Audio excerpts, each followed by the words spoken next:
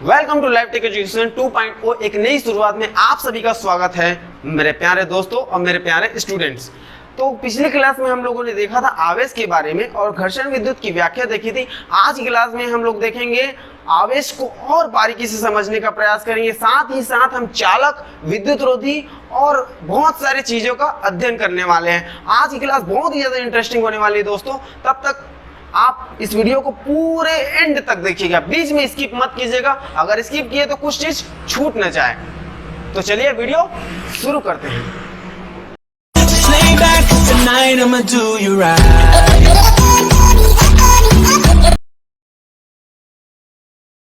तो आज की क्लास में हम लोग पढ़ने वाले हैं चालक और विद्युत रोधी के बारे में। क्या होता है चालक, क्या होता है विद्युत रोधी, तो स्टेप बाय स्टेप समझने की कोशिश करते हैं। सबसे पहले आते हैं चालक में। चालक क्या होता है, इसको इंग्लिश में बोला जाता है कंडक्टर्स और विद्युत रोधी को बोला जाता है इंसुलेटर। सबसे पहले इंग्लिश नाम याद रखेंगे। चालक को इंग्लिश में क्या बोला जाता है, कंडक्टर्स, और विद्युत रोधी को क्या बोला जाता है, इंसुलेटर। अब चालक क्या होते हैं, तो वे पदार्थ जो अपने में से होकर विद्युत को प्रवाहित होने देते हैं। क्या बोला कि वे पदार्थ जो अपने में से होकर विद्युत को प्रवाहित होने देते हैं क्या कहलाते हैं, चालक कहलाते हैं। मतलब इसको कंडक्टर्स बोला जाता है। जैसे एग्जाम्पल में है हमारा धातु के अंतर्गत क्या क्या आ जाएंगे, सोना आ जाएगा, चांदी आ जाएगा, कॉपर आ जाएगा, एल्युमिनियम आ जाएगा, है ना। मतलब चालक क्या होता है, वे पदार्थ जो अपने में से होकर विद्युत धारा को प्रवाहित होने देते हैं, चालक कहलाते हैं। इसके एग्जाम्पल में धातु के अंतर्गत आते हैं सोना, चांदी, कॉपर, एल्युमिनियम और साथ साथ मानव शरीर, ये जो हमारा जो मानव शरीर है वो आता है, और जंतु शरीर आता है, और हमारा पृथ्वी आता है। पृथ्वी मतलब क्या होते हैं, अर्थ, है ना। उसके बाद देखेंगे जो चांदी है, चांदी जो है हमारा दो धातु के अंदर जो चांदी आता है वो सर्वोत्तम चालक है। मतलब इसमें ज्यादा अच्छे से विद्युत धारा प्रवाहित होती रहती है। उसके बाद देखेंगे विद्युत रोधी। विद्युत रोधी क्या होते हैं, इसको बोला जाता है कुचालक। विद्युत रोधी को क्या बोला जाता है, कुचालक बोला जाता है। इंग्लिश नाम इसका क्या है, इंसुलेटर है। अब इसके अंतर्गत क्या होता है, वे पदार्थ जो अपने में से प्रवाहित विद्युत धारा पर उच्च प्रतिरोध आरोपित करता है। मतलब जैसे कि उस पदार्थ में विद्युत धारा प्रवाहित हो रही होगी ना, तो उस पर उच्च प्रतिरोध लगाएगा। मतलब उसको प्रवाहित होने से रोकेगा या स्वयं में से विद्युत धारा प्रवाहित होने नहीं देते, हमारा क्या कहलाता है, कुचालक या विद्युत रोधी। इसको इंग्लिश में बोला जाता है इंसुलेटर। समझ में आ गया होगा। मतलब क्या बोला कि वे पदार्थ जो अपने में से प्रवाहित विद्युत धारा पर, मतलब उस पदार्थ में यदि विद्युत धारा प्रवाहित हो रही होगी तो उस पर उच्च प्रतिरोध लगाएगा या फिर स्वयं में से विद्युत धारा को प्रवाहित होने नहीं देता, विद्युत के कुचालक या विद्युत रोधी कहलाते हैं।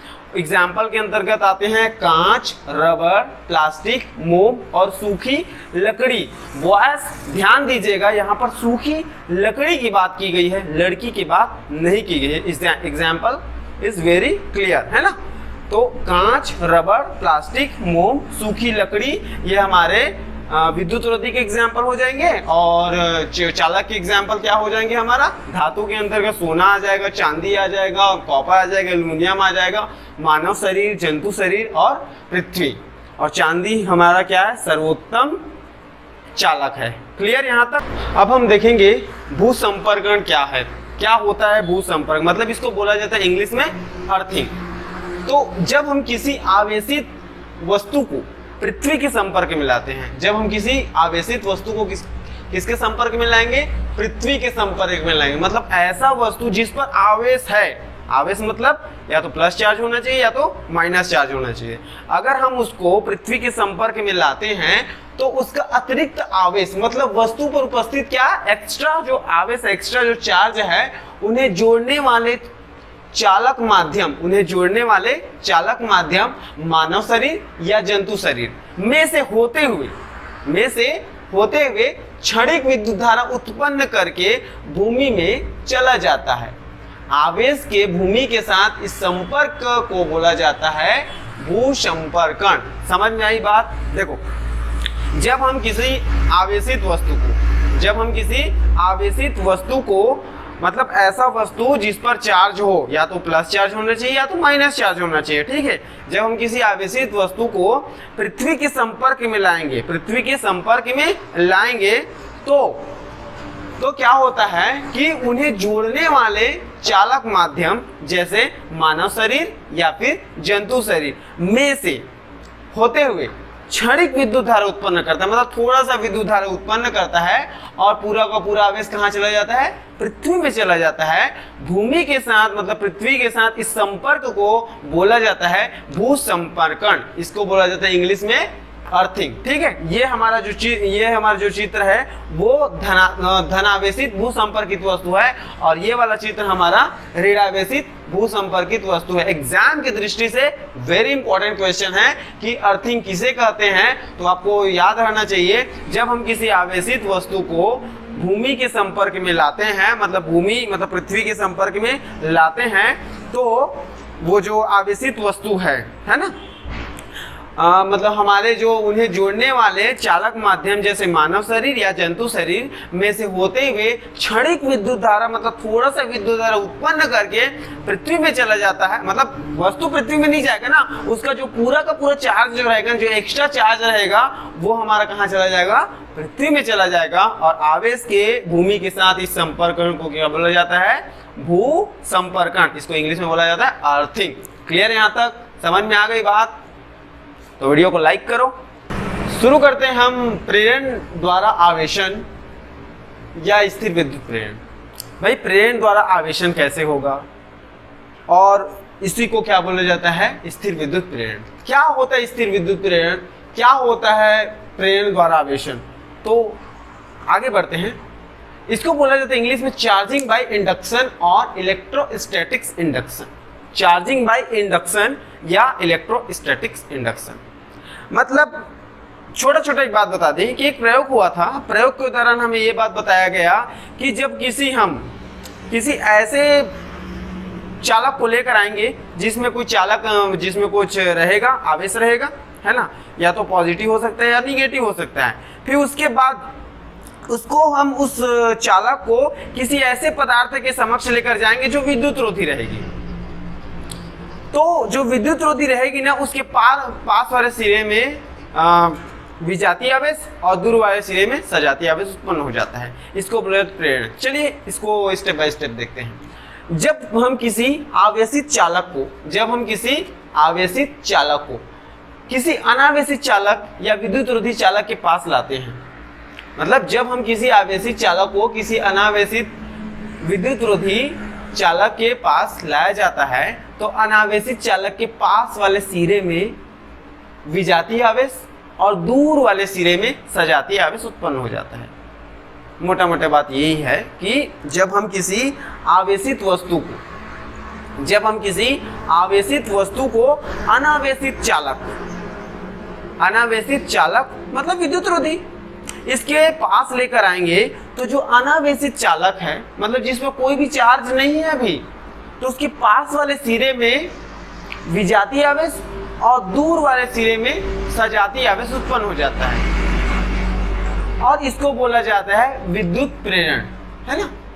और इस क्रिया को क्या बोला जाता है, स्थिर विद्युत प्रेरण बोला जाता है। जैसे कि हमारे पास एक चार्ज है, एक चालक है जिसमें प्लस चार्ज लगा हुआ है और ये हमारा BC चालक है जिसमें कोई भी चार्ज नहीं हुआ है।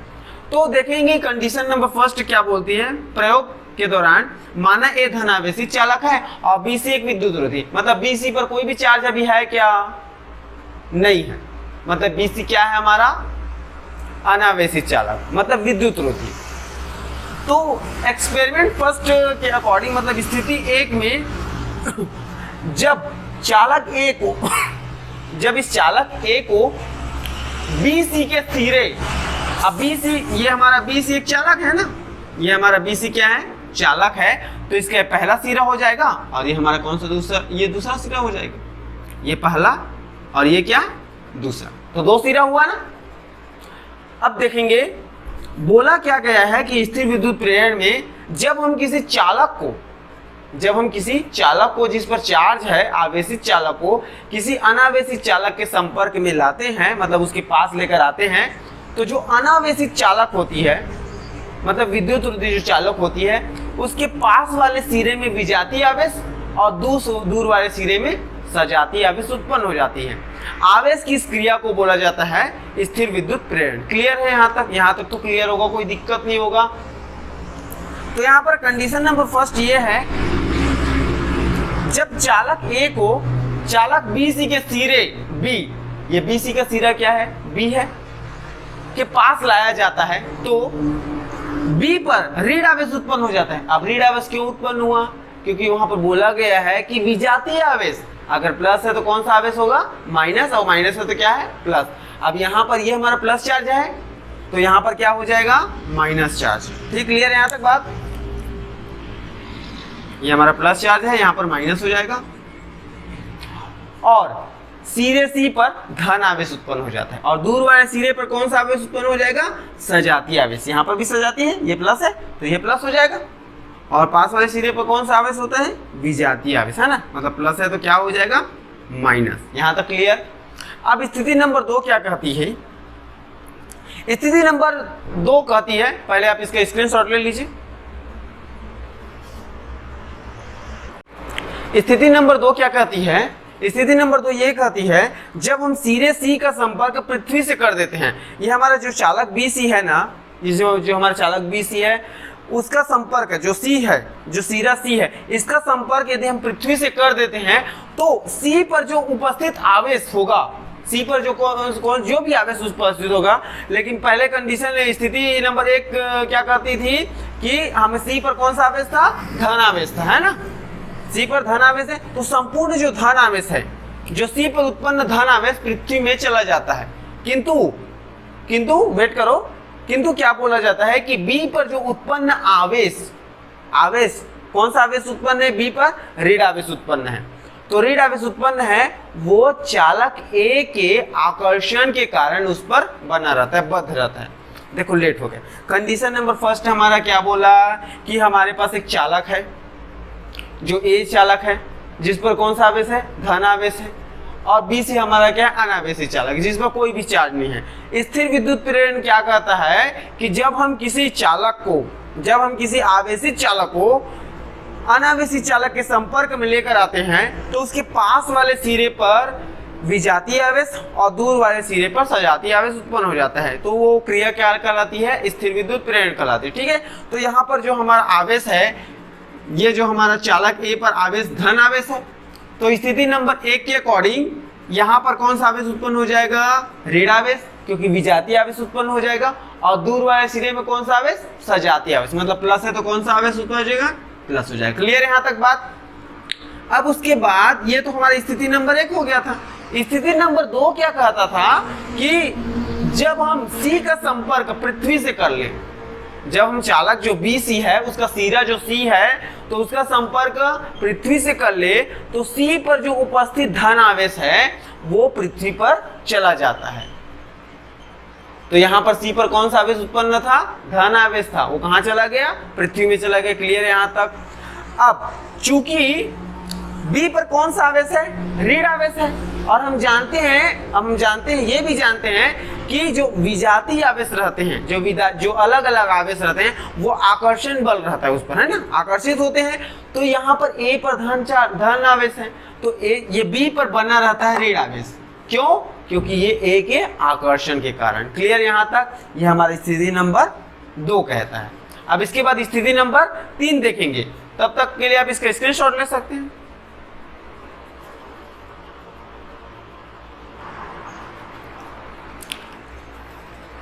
अब कंडीशन नंबर 3 क्या बोल रही है? स्थिति नंबर 3, जब चालक ए को हटा लिया जाए, जब चालक ए को क्या कर लिया जाए? हटा लिया जाए, है ना? मतलब देखो हमारे पास कंडीशन नंबर फर्स्ट क्या था? हमारे पास कंडीशन नंबर फर्स्ट ये था कि ए हमारा कोई चालक था, ए हमारा कोई चालक था जो प्लस चार्ज था, और बी सी हमारा क्या था? अनावेशी चालक था। फिर अनावेशी चालक था बी सी। तो हम क्या जानते हैं स्थिर विद्युत प्रेरण में कि हमारा जो बी सी चालक है, जो अनावेशी चालक है, तो पास वाले सिरे पर विजातीय आवेश और दूर वाले सिरे पर सजातीय आवेश उत्पन्न हो जाते हैं ना। फिर उसके बाद कंडीशन नंबर सेकंड में सी का संपर्क हम किससे कर दिए, पृथ्वी से कर दिए। अब जैसे सी का संपर्क हम पृथ्वी से किए तो संपूर्ण जो धन आवेश है वो कहाँ चला गया, पृथ्वी में चला गया। अब कंडीशन नंबर थर्ड क्या बोल रही है कि हम चालक ए को हटा लेते हैं। चालक ए को जिस पर हमारा पॉजिटिव चार्ज था उस चालक ए को हम हटा लिए, और हटाने के पश्चात जो यहाँ पर जो था ना केवल बी में था ना, सिरा बी में केवल ऋण आवेश था, वो पूरे के पूरे चालक में फैल जाता है। पूरे के पूरे चालक में क्या हो गया, फैल गया। अतः फलस्वरूप जो हमारा चालक बी सी है वो संपूर्णतः ऋण आवेशित हो जाती है। समझ में आई बात।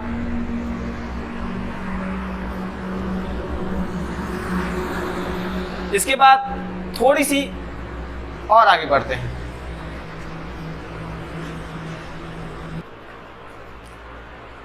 अब इस टॉपिक से रिलेटेड हम कुछ इंपॉर्टेंट फैक्ट देखेंगे कि स्थिर विद्युत प्रेरण के अंतर्गत क्या क्या हो सकता है, क्या क्या पॉसिबिलिटी रहती है ना।